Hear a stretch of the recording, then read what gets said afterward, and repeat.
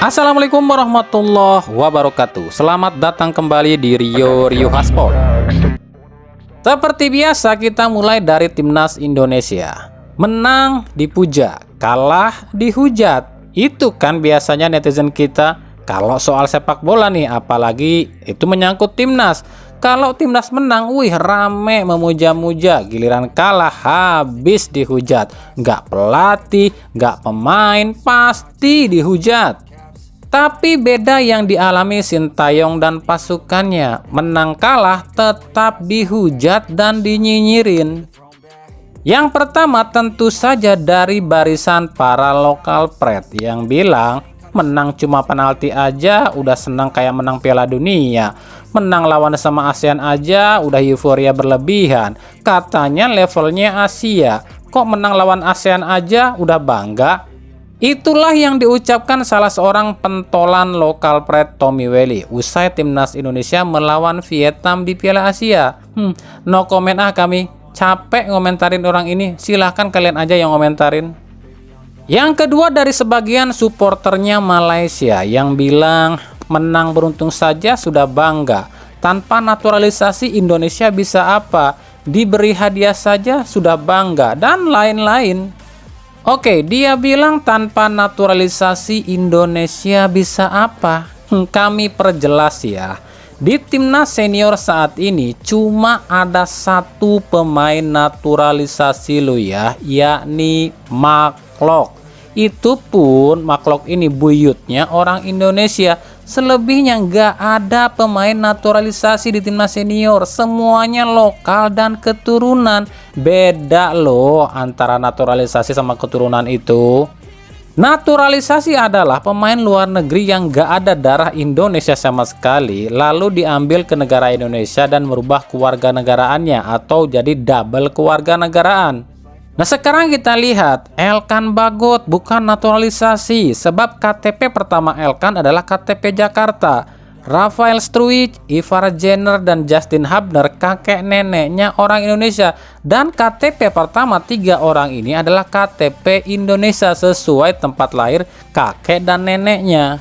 Jordi Amat neneknya orang Indonesia dan Jordi nggak punya KTP di Spanyol, baru punya KTP itu di Indonesia. Sandy Walsh neneknya orang Indonesia dan selama di Belanda Sandy Walsh nggak punya KTP dan baru dapat KTP di Indonesia. Lah terus yang disebut full naturalisasi oleh supporternya Ipin Upin itu siapa?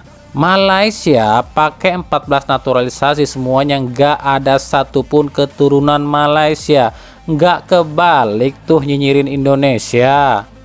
Wajarlah kalau sebagian supporternya Ipin Upin ini nyinyirin timnas kita. Sebab Indonesia ini berpeluang lolos ke 16 besar Asian Cup. Indonesia cuma butuh hasil imbang lawan Jepang. Sebab Indonesia saat ini ada di posisi 1 peringkat 3 terbaik. Tapi itu pun kalau Vietnam imbang atau kalah ya lawan Irak. Tapi ya udahlah ya, kita biarkan saja mereka-mereka yang nyinyirin timnas kita. Yang pasti timnas Indonesia tugasnya ini masih sangat berat. Jangan terlalu lama dengan euforia sebab ini belum menghasilkan apapun. Tetap berjuang dan semangat.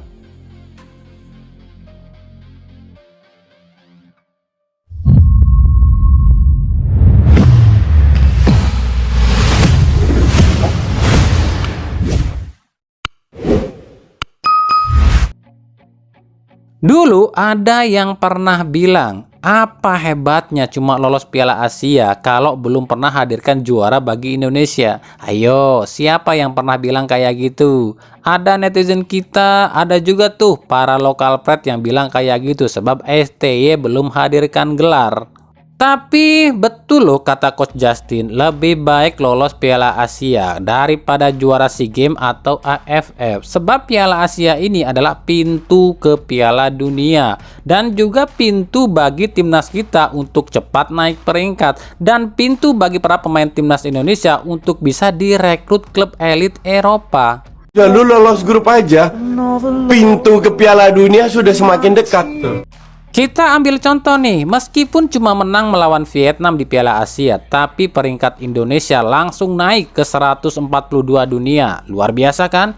Cuma Vietnam loh lawannya, tapi poinnya gede banget ya.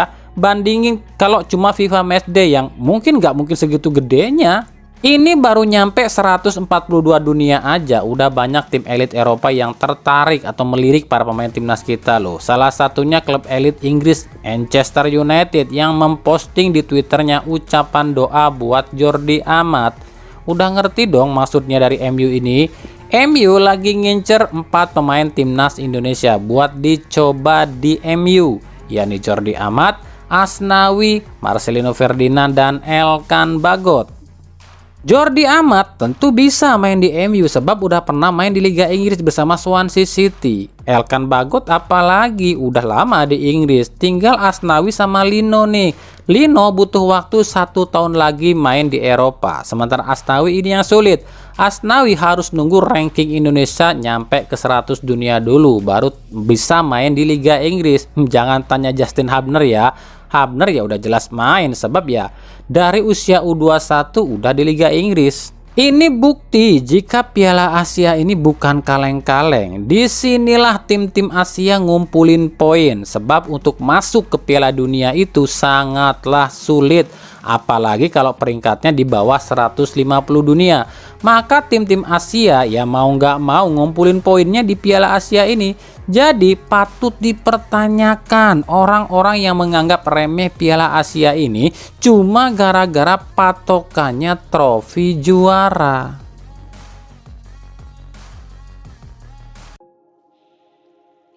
Kita beralih ke berita klub. Kita mulai dari Persib Bandung. Yang nanya Persib uji coba lawan Dewa United. Betul, Persib akan uji coba dengan Dewa United pada 22 Januari ini. Cuma di sini kami nggak nyangka aja ya, ternyata bulan Januari cuy dilakukannya. Kirain habis lawan Persis Solo. Berarti ada kemungkinan nih, habis lawan Persis Solo, lawan tim lain lagi uji cobanya. Cuma di sini kami mau sedikit nyenggol nih yang kemarin waktu kami bikin analisa Persib akan uji coba lawan Dewa United lantaran Dewa United ini punya training ground alias markas baru dan dia ini bilang sotoy lu soal Persib, pakai bilang Persib mau uji coba lawan Dewa United. Persib itu uji cobanya lawan JDT goblok, itu ucapannya waktu itu. Iya deh, si paling tahu, kami mah ya ngalah aja deh. Cuma ya sekarang siapa yang benar ya? Kami kan bilang kemarin Persib akan uji coba dengan Dewa United dan ini sekaligus peresmian markas baru Dewa United. Ya, ini laga ini digelar di Dewa United JSI Megamendung. Bener kan analisa kami? Ketawa aja deh kami mah. Maaf lo ya, bukan kami ini berarti paling tahu soal Persib. Ah, itu mah cuma kebetulan aja lu bilang Persib mau uji coba lawan Dewa United dan ternyata benar. Ya udah, terserah lau itu mah. Cuma coba deh cek lagi video kami yang ini. Di situ kami jelaskan dan kami bilang tebakan kami ya paling lawan Dewa United uji cobanya. Terbukti dong. Kenapa kami bisa tahu dan kenapa tebakan kami bisa benar? Ya silahkan aja buka lagi video tadi dan kami sudah jelaskan di situ. Udah capek bahas ini, ntar dikiranya kami sombong amat. Baru benar soal tebakan aja udah sok. Nggak kok, kami nggak nebak. Kami ini dapat info dari orang Persib, tapi soal kapan waktunya itu ya kami nggak dikasih tahu waktu itu. Tapi sekarang udah jelas ya, 22 Januari jam setengah 4 sore disiarin di RCTI kalau nggak salah sih.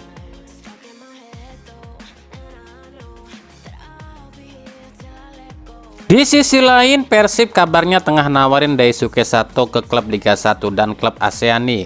Tapi di sini kami mau disclaimer dulu nih. Kami di sini nggak lagi ngebahas Persib lo ya, ataupun nggak cuma ngebahas Persib, tapi ngebahas tim lain juga. Jadi buat kemarin yang bilang ngebahas Persib mulu, bosen tahu ya terserah situ. Kalau mau dengerin ya syukur, nggak mau dengerin juga nggak apa-apa. Kalau Daisuke Sato ke Liga 1 atau ke tim Liga 1 ini udah nggak bisa sebab jendela transfer udah tutup. Berarti cuma Liga ASEAN aja nih yang bisa. Kemarin sih ada klub Thailand nih yang coba nawarin tapi gagal lantaran masalah administrasi. Nah berarti tinggal 3 klub nih yang di ASEAN yang minat. Yang pertama KAYA-FC di Liga Filipina, yang kedua Melaka United di Liga Malaysia, dan yang ketiga Nakhon Ratchasima di Liga 2 Thailand.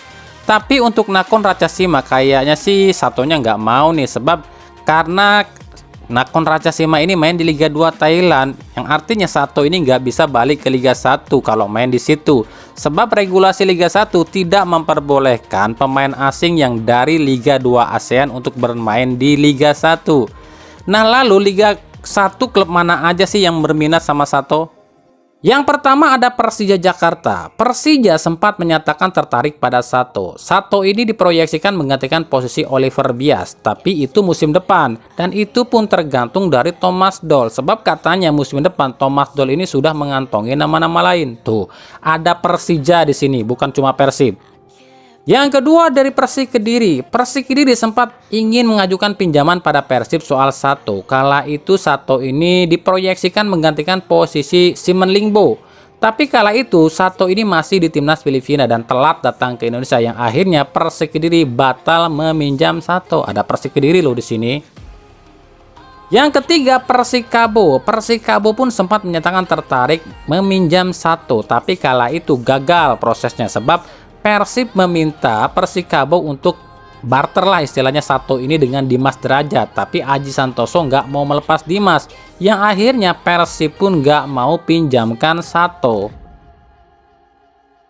Yang keempat Dewa United. Dewa United sempat ingin datangkan beberapa pemain asing Persib seperti Nick Kuipers dan lain-lain. Salah satunya adalah Sato.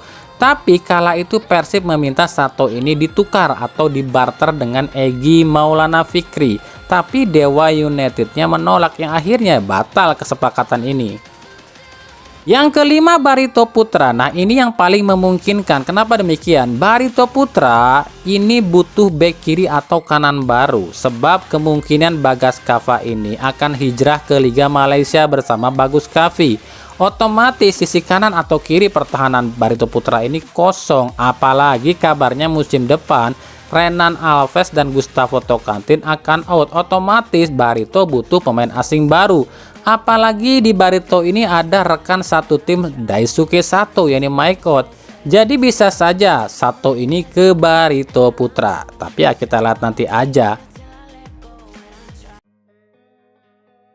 Dari Persebaya, striker Persebaya Paulo Henrique mengaku yakin gak akan dicoret oleh manajemen Persebaya di akhir musim ini, sebab Henrique udah mulai pede saat ini dengan datangnya Paul Munster. Membuat Henrique ini merasa hidup lagi.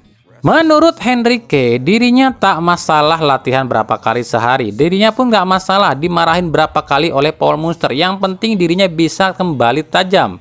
Menurut Henrique, inilah pelatih yang dicari.